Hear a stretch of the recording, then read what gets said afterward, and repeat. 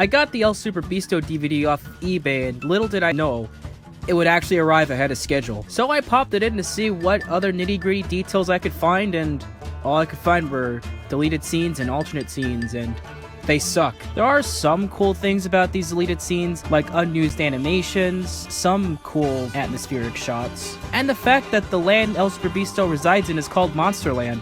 How original. Otherwise, it's just a bunch of crappy alternate openings that drag on for way too long and have too much exposition, and this Velvet Von Black sequence that feels like it goes on just as long, if not even more, than the f***ing diner scene from Death Proof. And that's saying a lot, because that dragged on for too long as well. Honestly, I'd only recommend you watch these deleted scenes if you really want to see just how much hard work was put into this film. There were a lot of professional animators who worked on this after all.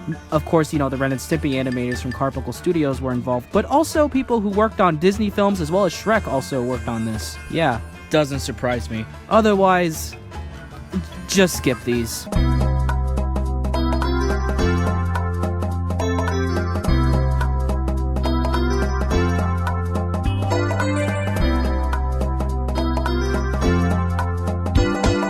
I wish I could speak more of the plot, but that's kind of the extent of it.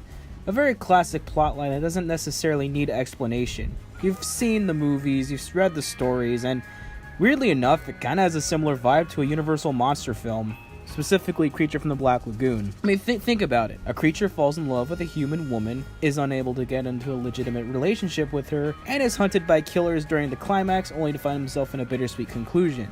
Let's be thankful that Spike didn't die in this one. The urban atmosphere is easily one of the most noteworthy aspects of the feature, and I brought this up in my Rockadoodle video, but this is easily one of the few animated films to truly take advantage of a really, really good urban environment in a feature like this. Clearly showing respect not just to the original comics, but competent animated storytelling as well. This helps amp up the more dramatic tension between the main characters as a result, especially with the confrontation between Leo and Raph. One of the most shocking battles in any Turtles media. No matter who you are, as a casual or a veteran or hardcore, maybe you just don't even give a crap, this throws off anyone, and is designed in a way to not only show how much time has passed to lead to such a fight, but also present a new side of these characters that fans like myself had really never seen before, and, correct me if I'm wrong, hasn't really been explored again afterwards.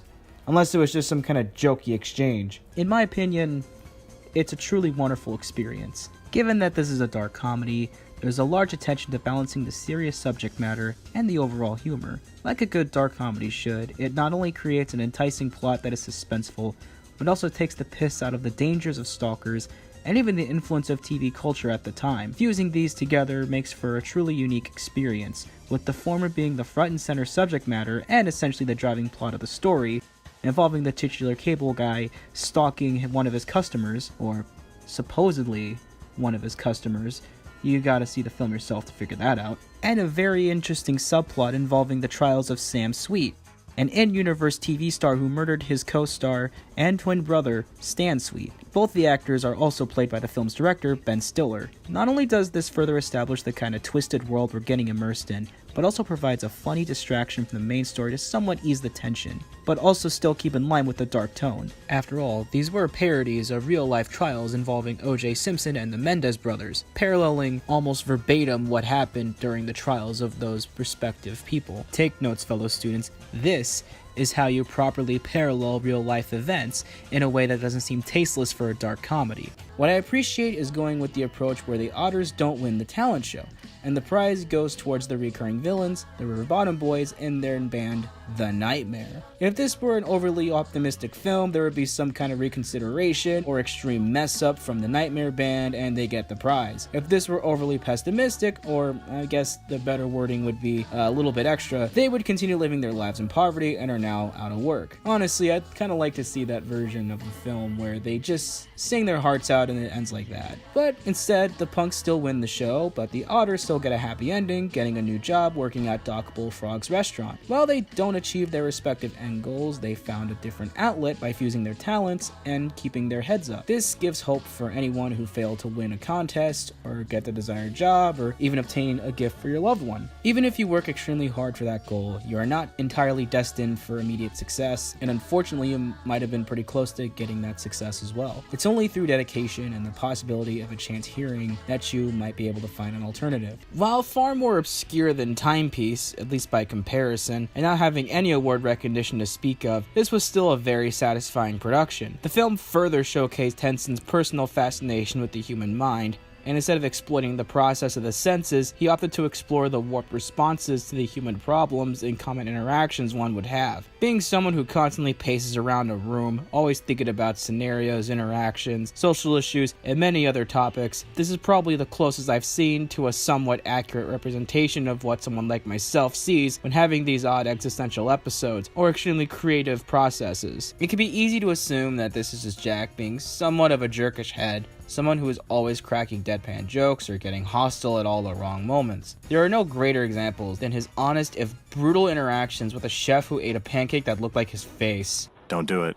Don't eat my face. Do not eat my You ate his face? Yeah, this is some workplace drama you don't want airing in front of the world. It's largely due in part because of the devastating events in 1980 that caused him to be a little edgy. This is due to his constant fear of not only reliving those events, but also let every one of his surroundings know what he went through and how he felt during his firing, and that no position should be taken for granted, whether it's a higher up position or anything lower. And, according to the Jack in the Box wiki, he still gets very anxious when it comes to explosives to this very day. Okay, maybe the film isn't as thought-provoking as those other two, doesn't really have any of that amount of intense complexity that really makes you think about your own life and all your surroundings and analyzing all the little itty-bitty details. It's just kind of a straightforward, fun, goofy, sort of nonsensical fairy tale structure that, honestly, I think fits really well with the Disney mentality, despite the rather macabre undertones. I don't see why that's a big problem, especially given that this is from the same people that already brought us Nightmare Before Christmas. It's almost like it just kind of carried over, just with a much lighter aesthetic, and honestly makes things more subtly dark, or more of that sense of dread really just comes from the idea of it all, rather than just being upfront with the creepy visuals. And honestly, I think this worked favor not just for the film, but also Henry Selick himself. He didn't get immediately typecast as the director who made all the dark, creepy, stop-motion animated films. I mean, sure, there were some macabre elements to it, but it wasn't like the most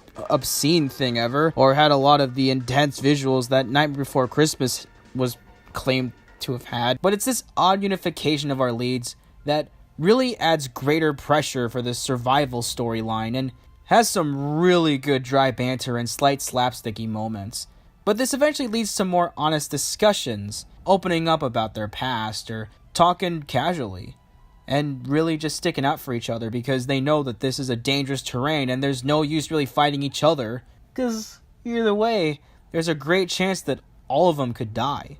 And we see this perfectly in scenes like the famous ice sliding, and the lava scene, and even dumb comedic detours like with the dodo birds. And especially in that climax, everything comes full circle with the action scenes, as well as just the overall development of these characters throughout the film. And this is all enhanced by the cinematography of the film. King K. Rool steals a bunch of bananas, Donkey Kong goes back to get bananas with his buddy Diddy Kong. Yeah, that's pretty much how it goes. And in select theaters, was actually shown in IMAX 3D, making this one of the very few animated films to get this treatment. Whoop-de-freaking-do. I must also note this was actually a very big win for members of the 3D motion picture community, as they believe that converting an animated film to full 3D stereo for IMAX was definitely a much easier process than with live actors with special effects and green screens and all that stuff. It does also make me wonder why Disney also doesn't do this with some of their other big animated films, or other studios really attempt it. Well, given how this film performed, I think we might know why. We finally have to address what I believe to be the biggest drawback of the film. It's animation quality. Look, I love the attempt here, and like I said, they definitely made the best with what they got, but wow, if this doesn't make the original Madagascar look like Shrek 2, I don't know what else does. The set pieces, the character clothing, it all looks like it was rendered on a computer. I mean, yeah, it's a computer animated film, but there's hardly any proper rigging, rendering, or texturing seen in this thing. There's a few theories I have that justify the lack of quality. For one, they really only converted this to CGI because stop-motion water is extremely difficult to pull off, unless you make the water completely digital, like what Aardman would later do for Pirates, Band, and Misfits. But obviously at this time, they simply didn't have the funds to make a hybrid production, so an all-computer production was favored. Not only that, but Shrek the Third was also delayed from a November 2006 release, and Flushed Away took its spot. As a result, this very well could have rushed to production like mad, causing the end product to look the way it does. One particular attempt to leave the project, however, was a massive failure. Richard Gere, a good friend of Wessler, signed on to appear in the iBabe sketch. Gere agreed to participate on the condition that he had to wait a whole year in advance, as he wouldn't be available. Thinking that this would infuriate Wessler, this instigated the exact opposite direction. Wessler believed that Gere really wanted to be a part of the film and was only building anticipation. When that time was met, Gere once again agreed on another condition. He insisted that the shoot only last for 4 days, and that the entire thing would relocate to New York City. Guess what? Those demands were met, and it resulted in one of the most awkward sketches in the whole thing. And if you look at it, the defeat in Richard Gere's eyes say so much more than any of the reactions he has in that entire damn thing. Oh jeez. Henson around this time also collected countless amounts of footage for potential projects that ultimately never came to fruition. The most notable being B-roll for a film called Cataclysm, which would have been projected across many screens in a psychedelic nightclub of the future called Cyclia. Many of these were primarily in response to the giant cultural change at the time, primarily with adolescents. Only the documentary Youth 68 and the surviving B-roll of Cataclysm would show he had any sort of interest in the matter. His passion would especially be absent during the 1970s, with the Muppet Show truly taking the world by storm. While some trippy camera techniques and even full-on characters would carry over from his ambitious days, with the biggest examples being the Electric Mayhem Band and some kaleidoscope visuals, Henson dialed back significantly in favor of developing his comedy stylings. Although we would see somewhat of a return to form in the 1980s. Labyrinth, for instance, featured dreamlike plot structures and visuals, showing that Henson's knack for the human mind and its capabilities never truly went away, particularly with the ballroom sequence, which to this day is still one of my favorite displays of filmmaking in existence. Eventually, and this is not speculation, he moved to California where he founded his new restaurant, McDonald's. Wait, no, I f***ed up. It's Jack in the Box. They terrorize a local town, encounter a robot shark that makes these fish head things that we see earlier in the movie, tie a bunch of seagulls to the peach to make it fly, fight for food only to realize how stupid they are and could just eat the peach. Then they sing about it. And it was at that moment when all the disgusting, obnoxious memories of the Ice Age sequels just kept flooding into my head. This silent exchange between two creatures in this damaging environment.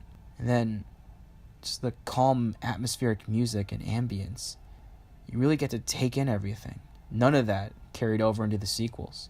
There was no attempt. So I just couldn't do it. I tried. After that scene, I just kept trying to press on, but just trying to repress all those memories.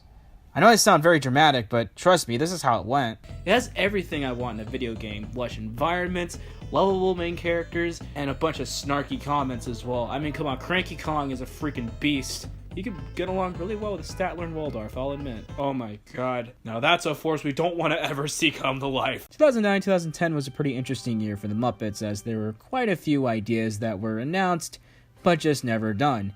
These include the Muppet Motion Comics based on the Boom Kids series of comics with the Muppets, the Muppet Show Season 4 DVD box set that never came out because of licensing, as well as this one, an untitled Muppets Halloween special announced at the Disney Hollywood Studios. However, only a small promotional teaser image and a Q&A regarding the project exists, and was delayed from 2009 to 2010. It was put on hold in order to focus on the 2011 theatrical film, which is the reason why a lot of Muppet projects didn't really get off the ground at the time. Mostly because, well, of course they wanted to focus on that movie.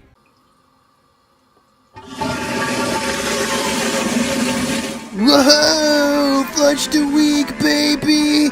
Flushed Away is a great movie from DreamWorks. Oh, it's about a rat who gets flushed down the toilet. He goes to the little sewer place. Oh, but then wacky things happen when a bunch of other rats try to stop him in his little adventures. And he teams up with this captain chick, and he also comes around this really ugly toad. Oh, he wants to go around and kill people with the sperm babies. Yeah, I'm not gonna be doing that for the video.